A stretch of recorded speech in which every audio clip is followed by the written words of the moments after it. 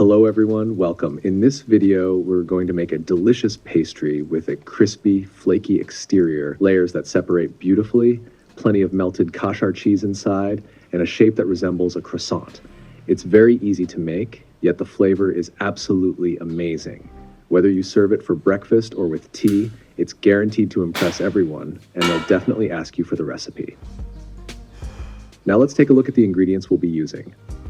250 grams of butter, 200 grams of sunflower oil, 150 grams of grape vinegar, 3 eggs, 1 packet of baking powder, half a cup of flour, 1 tablespoon of cornstarch, a little salt, 8 sheets of phyllo dough, and for the filling, I'll be using plenty of grated Kashar cheese. Now that all of our ingredients are ready, let's begin by preparing the sauce that will give this pastry its incredible flavor and crispy texture. First, I'm placing 250 grams of butter into a pan. Our only goal here is to melt the butter. We don't want it to brown or change color, so melting it completely over medium-low heat will be enough. After about 2 minutes, the butter has completely melted. Now I'm removing the pan from the heat and moving on to prepare the sauce. First, I crack the eggs into a mixing bowl. Let me mention one small detail here. In the video, you'll see only 2 eggs because while filming, I felt the sauce wasn't quite enough, so I adjusted the recipe afterward. Be sure to use the measurements I'm giving you here, which is 3 eggs, and you'll have no problems at all. Now I'm adding the sunflower oil and the grape vinegar. After whisking everything together for a few moments, I slowly pour in the melted hot butter. Adding the butter gradually while whisking helps the sauce develop a much smoother consistency. Next, I add the baking powder, flour, cornstarch, and a little salt. Then I whisk everything together again until there are no lumps left. Our sauce is now ready. If you look at the consistency, it should resemble a pourable mayonnaise. It shouldn't be too thick or completely runny. It just needs to be smooth enough to spread easily over every layer of the phyllo dough.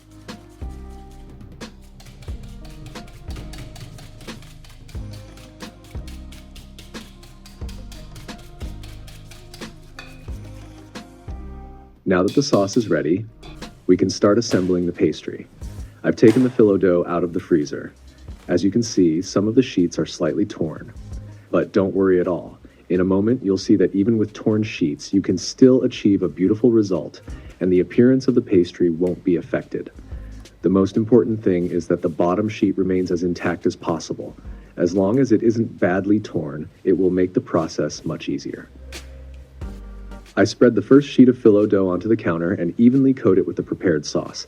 I personally prefer using my hands. After washing them thoroughly, I spread the sauce over the entire surface, just like applying a layer of cream. If you prefer, you can also use a pastry brush. Use whichever method feels more comfortable for you. Now I place the second sheet on top and coat it with the sauce the same way.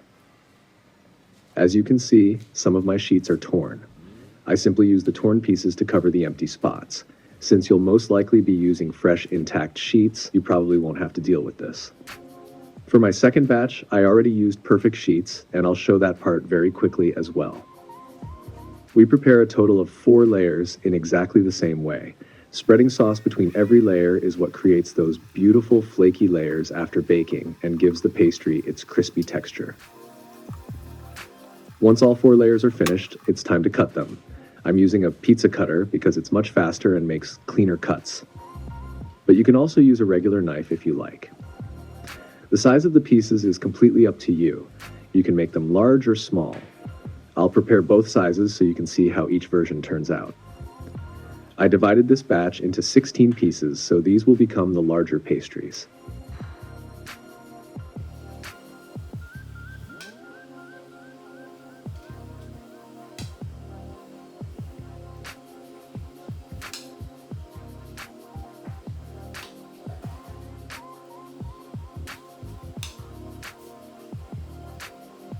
Now let's move on to the filling.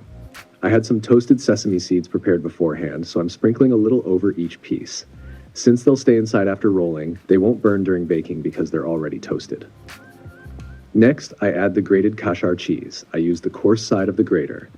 I'm gently distributing the cheese over each piece without pressing it down too much, so every bite will be filled with delicious melted cheese. Now that we've added the grated Kashar cheese onto each pizza-shaped piece, it's time to roll them. Starting from the wide end, I roll each piece into a croissant shape. As you roll them, a little cheese may stick out from the sides. That's actually what makes them even more appetizing after baking. Those crispy strands of melted cheese are one of my favorite parts of this recipe. And just like that, we've finished the first batch. They already look fantastic.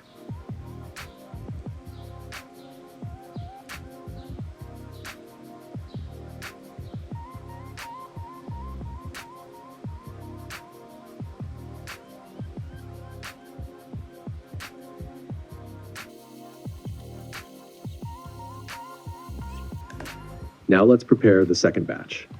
This time, I'll make them a little smaller. The first batch had 16 pieces, but this one will have 25 pieces, giving us bite-sized pastries. Again, I add the sesame seeds and the grated Kashar cheese, then roll each piece the same way. Once they're ready, I place them onto an aluminum baking tray lined with parchment paper. Here's an important detail. When placing the pastries onto the tray, I leave a little space between each one so they can brown evenly on every side. I prefer using an aluminum tray because it browns the bottoms beautifully and prevents sticking. Even so, lightly greasing the tray is always the safest option. When you compare the large and small pastries side by side, you can clearly see the difference. Whether you prefer bite-sized pieces or larger portions is completely up to you. Now it's time for the final touch. Before placing them into the oven, I brush them with egg. I also mix the remaining sauce with the egg and spread it over the pastries by hand so nothing goes to waste. This gives them an even richer color and a beautiful shine. Now it's time to bake. I bake them in a preheated oven for about 24 minutes. At the 15-minute mark, I rotate the baking tray so everything browns evenly and cooks uniformly. Once they come out of the oven, you can already imagine that incredible aroma. The tops are beautifully golden and the outside is perfectly crisp. The most important thing is not to cover them after baking so they stay nice and crispy. And now comes the best part. While they're still hot, I serve them and enjoy that very first satisfying crunch. And our pastries are ready, everyone. I highly recommend trying these croissant-shaped pastries with their crispy exterior and generous cheesy filling. They're incredibly easy to make, and the flavor is guaranteed to impress everyone who tastes them. If you enjoyed this video, don't forget to hit the like button and subscribe to the channel. See you in the next recipe.